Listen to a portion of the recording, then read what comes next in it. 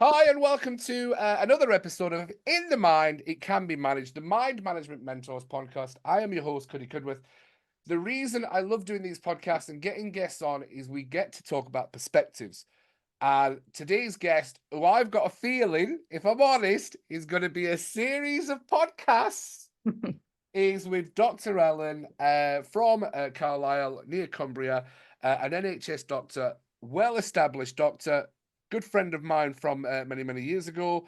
I was so happy when you popped up on TikTok, so I dove straight into your DMs. Dr. Ellen Welch, introduce yourself. Tell everybody who you are. Well, hello. Thank you for having me. My name's Ellen Welch. I am a GP in Cumbria. GP 10 years, doctor 20 years, done various things. And Cody and I know each other from cruise ships, where I spent about 10 years. I don't think we can mention companies, but yeah, we spent a lot of time there. Can we? I won't. Yeah, so I'm a GP in Cumbria. Perfect. So it was Royal Caribbean we worked for. You can mention the company, it's not a problem. We both left on good standards, so there's no. Well, I did. I don't know if you did, Ellen. Too. Did I leave before you, or did you leave before me, or was it I about left the same time? first. Yeah, I think I left first. 2018. Right, perfect. So I left during COVID and stuff like that. Right, so you've written numerous books. Yep. You are a rising star on TikTok. Hardly.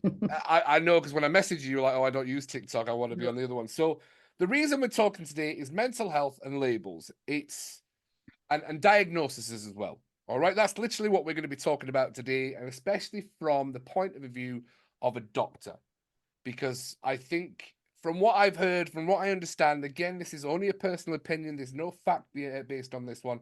I'm talking to quite a few doctors about certain things, and they're getting more open to looking into cold water therapy, looking into actually going for a walk, not prescribing. It kind of feels like they're trying to get away from prescribing and start looking for other options.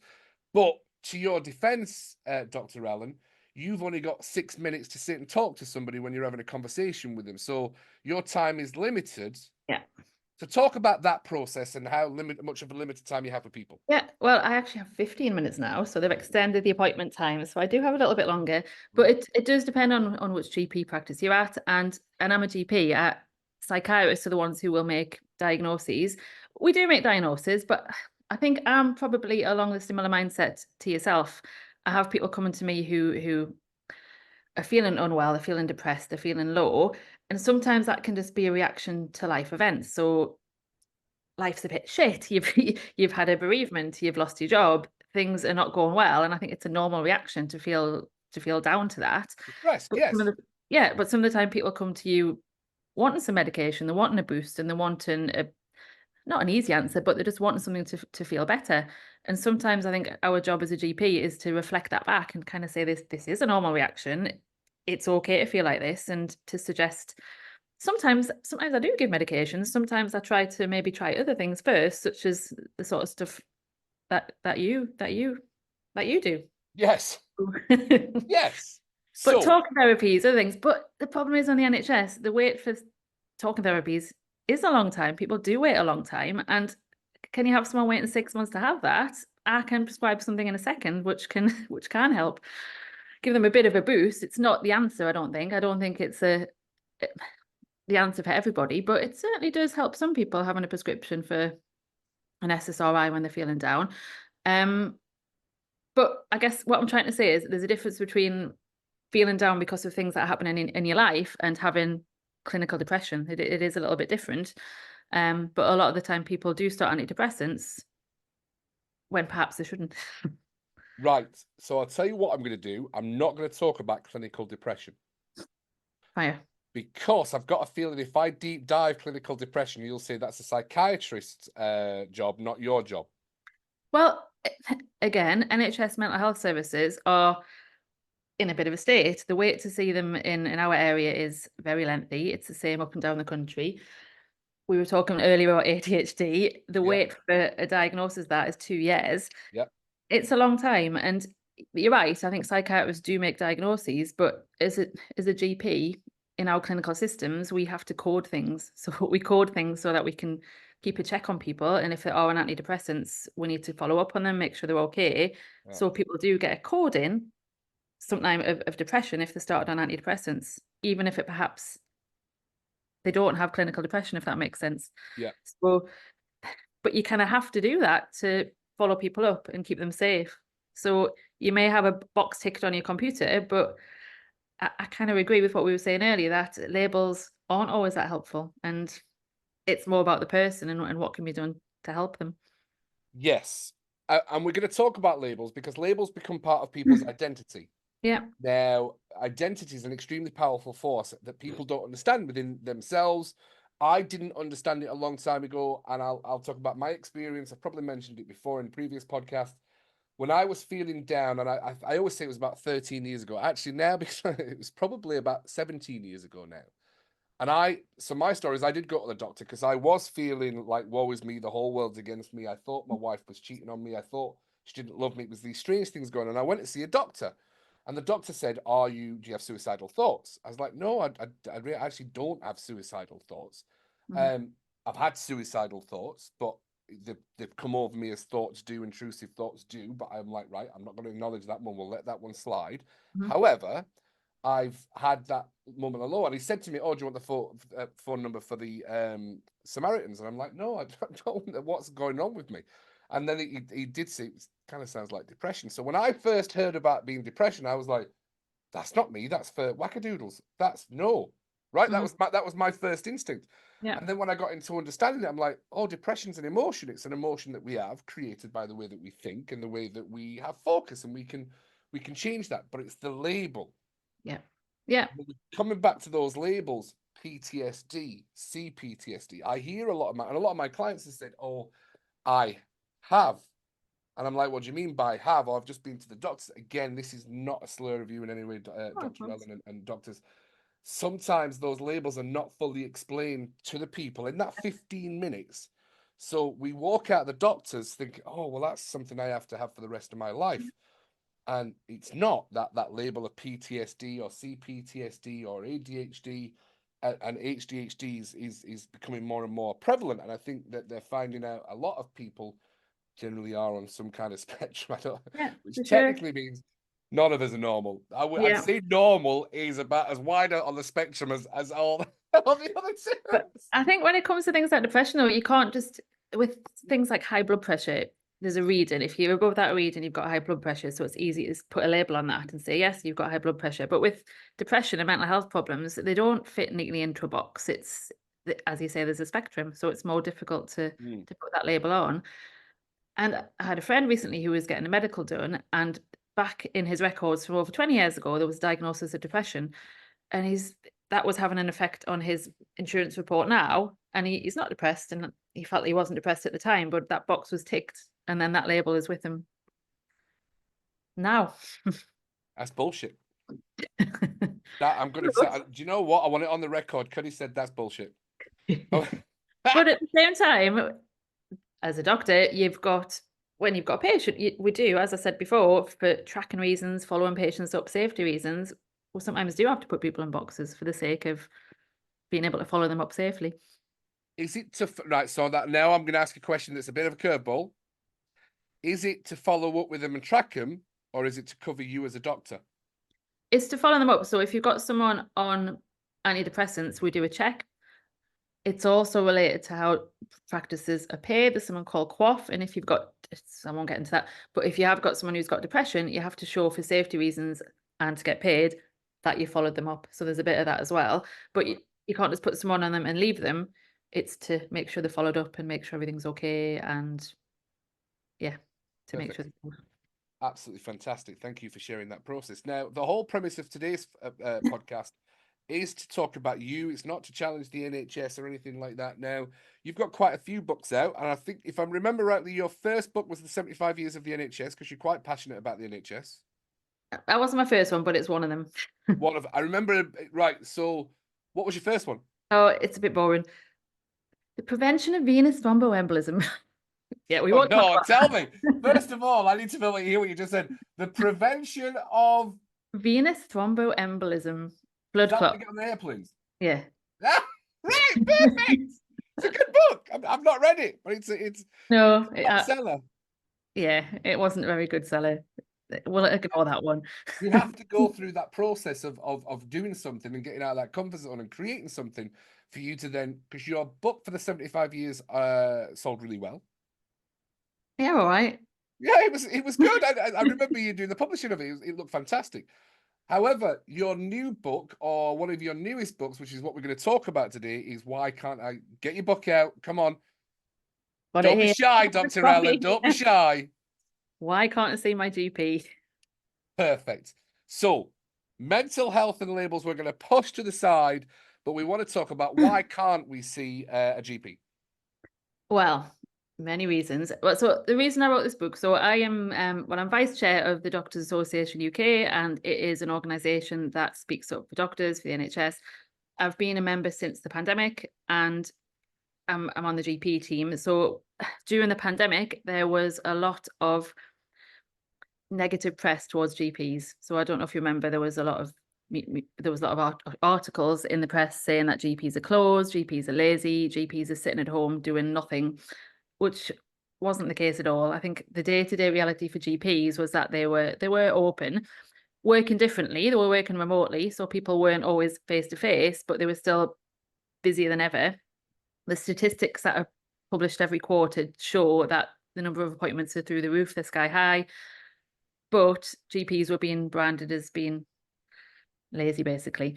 And then that was filtering down to patients. So patients GPs are getting abuse from patients, which in a big way was due to that media narrative, because everyone was being told GPs are lazy.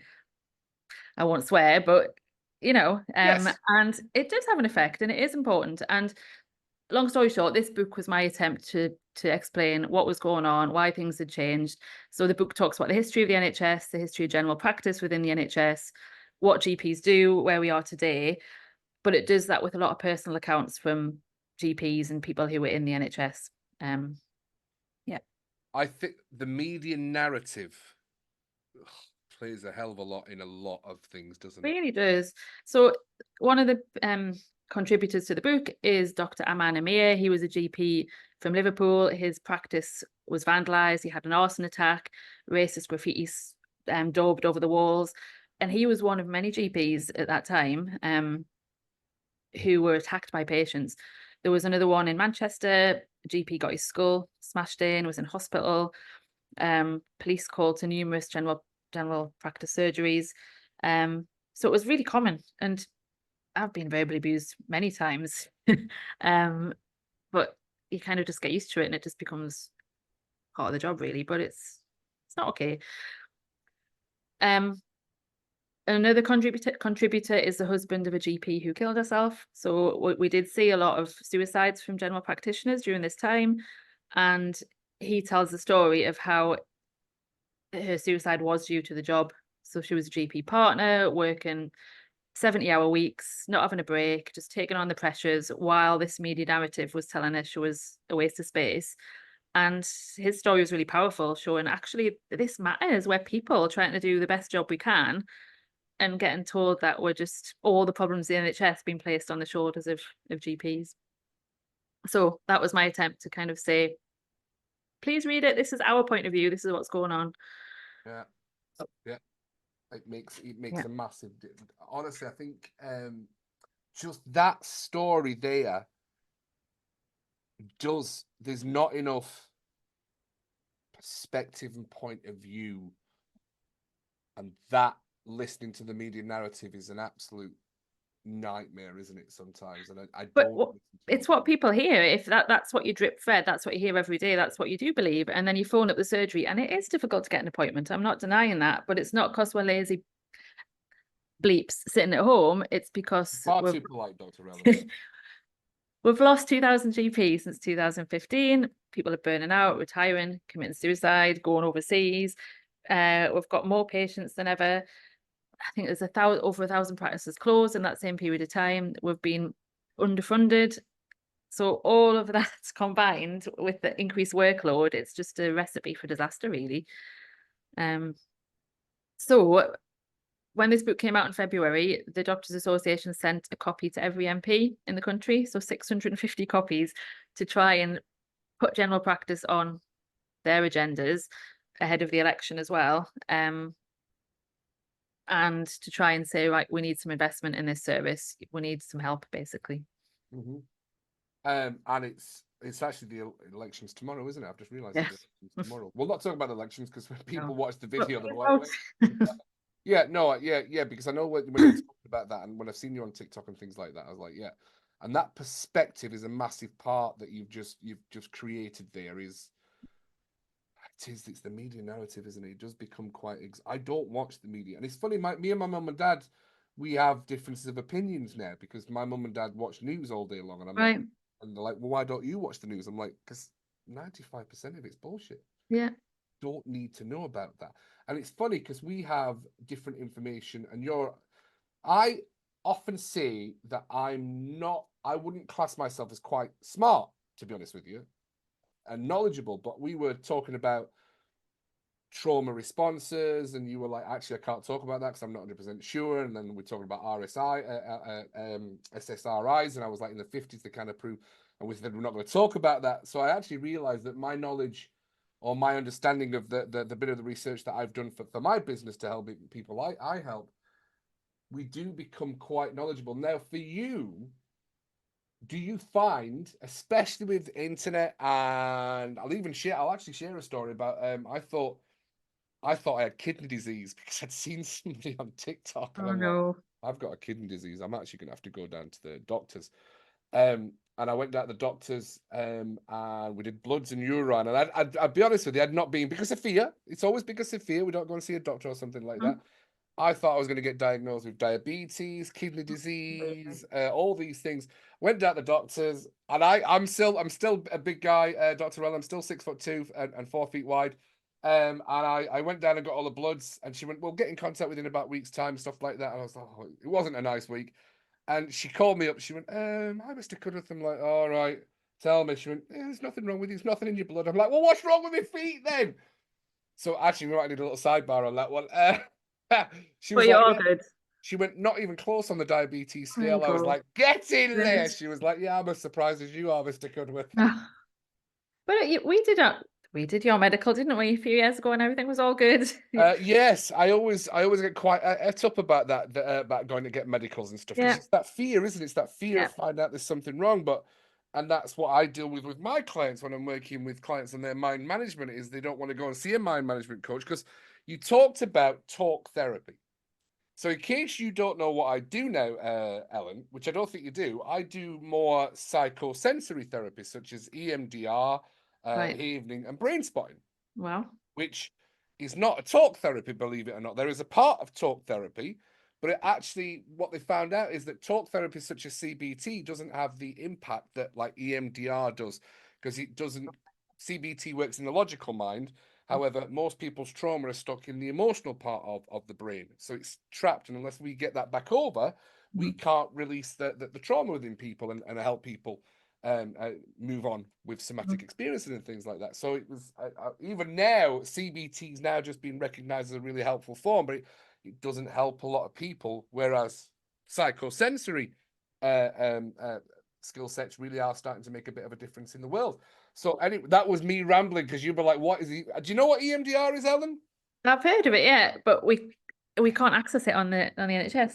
It's really difficult to get it for people. We have talking therapy CBT, and accessing that is really difficult. Yeah, the waiting lists are, which then begs the question. Now, you as a doctor with a waiting list and what they do within the NHS, do you think there is a model for privatization? Because I think your book for Champion the 75 years of the NHS was to make sure that the premise of the NHS stays, but they always feels, again, opinion.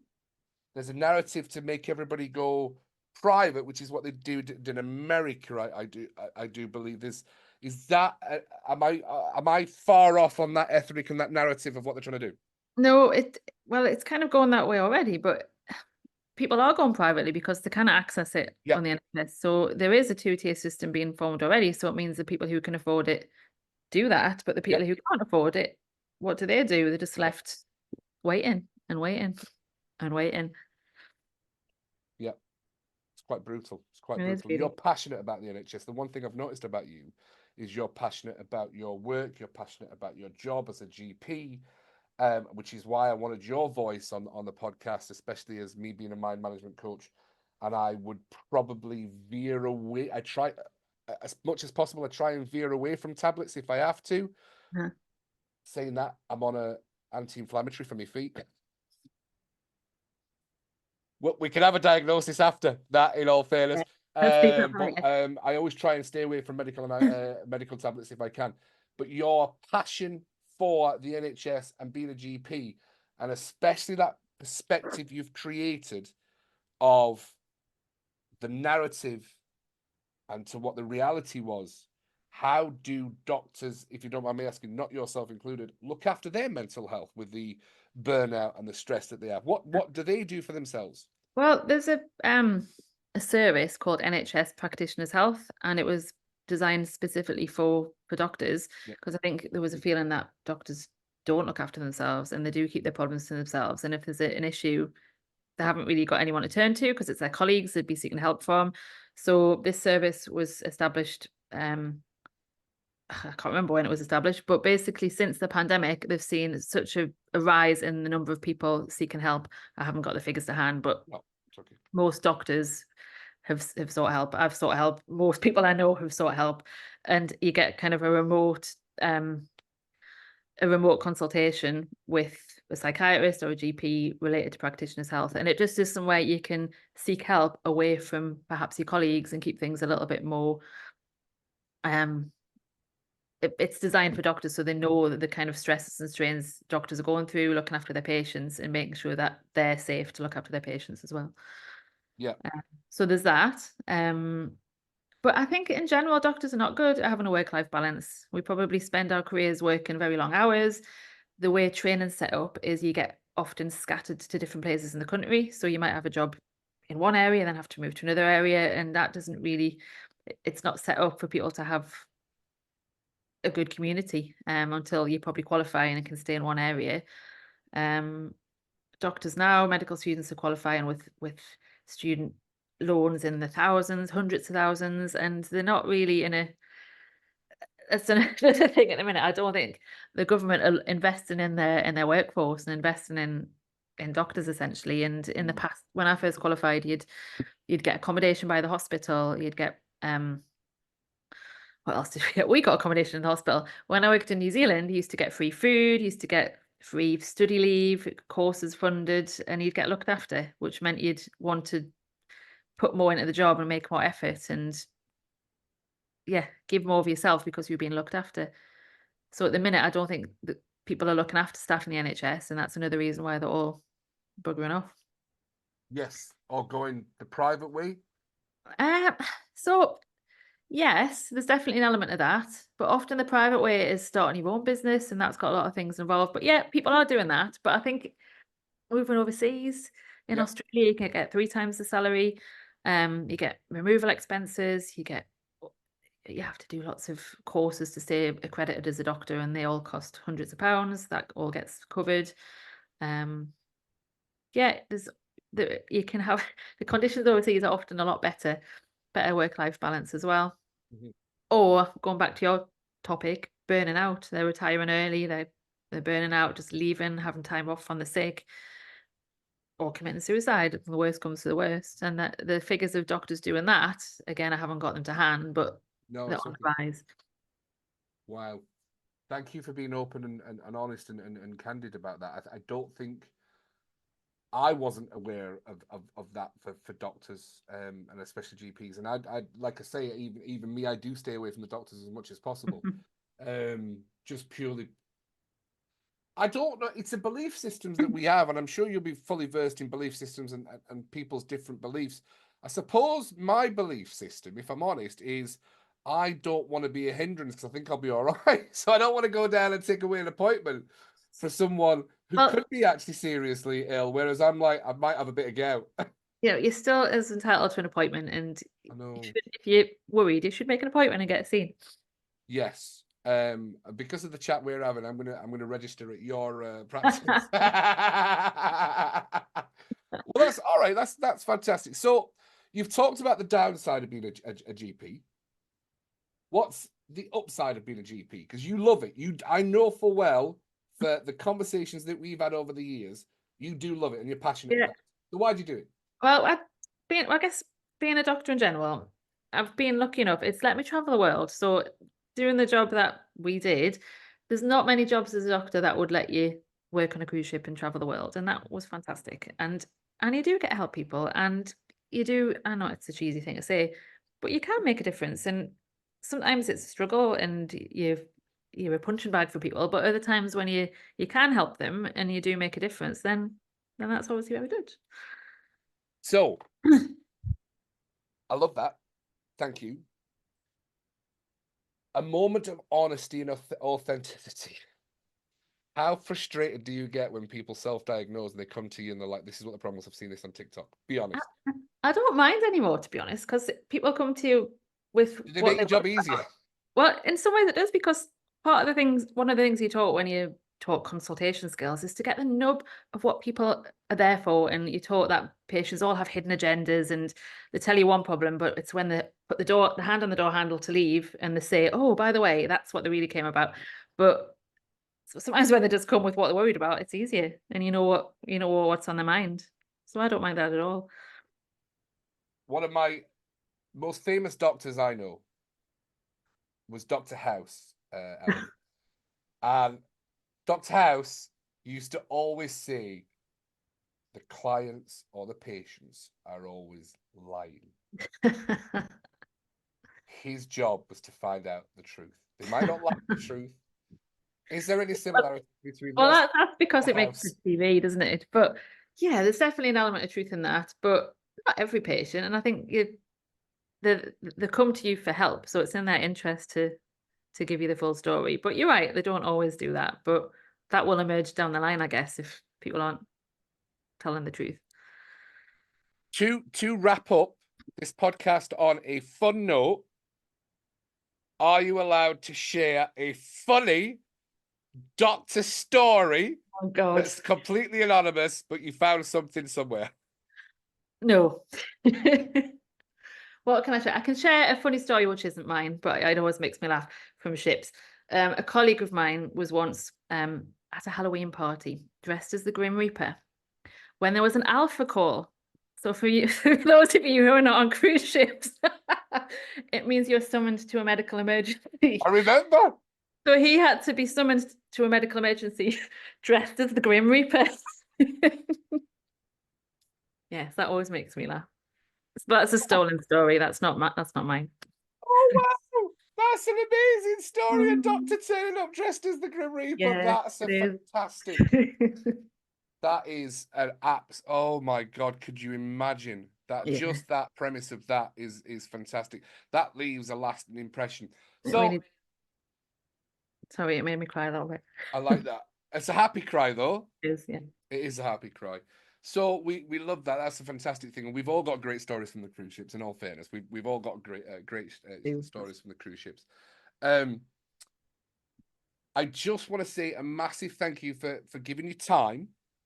No problem. Thank you. We did talk about much more than what we were going to talk about, which is mental health and labels.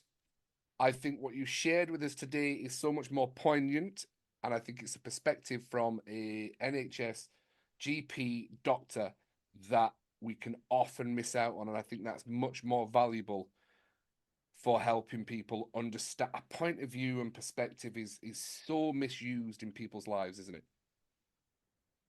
Yeah. Well, Well, it really is. Dr. Ellen, I've got a feeling this is the first of many podcasts. well, thank you for having me. It's been lovely to chat.